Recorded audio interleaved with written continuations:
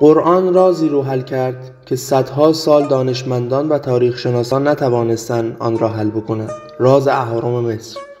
چطور سنگ‌هایی به وزن 10 فیل تراشیده شده حمل و نقل می‌شدند تا به بالای اهرام برسند. به کمک میکروسکوپ‌های الکترونی کشف کردند که بلوک‌های بالایی برج هرم با بلوک پایین هرم متفاوت هستند. بلوک‌هایی که در بالای هرم هستند در واقع حمل نشدند بلکه پخته شدند.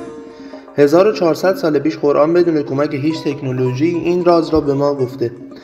خدا اشاره میکنه که فرعون به هامان دستور داد که آتشی برای پختن خاک بسازه تا فرعون را به اندازه کافی بالا ببرد تا بتونه خدای موسی رو ببینه.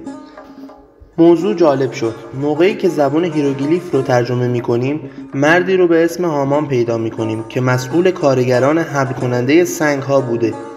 این متون تازه کشف شده و ترجمه شده این کسی راجبشون چیزی نمیدونست. نه تنها قرآن گفته چطور اهرام ساخته شده، حتی اسم مردی که مسئول کارگران حمل سنگ بوده هم گفته.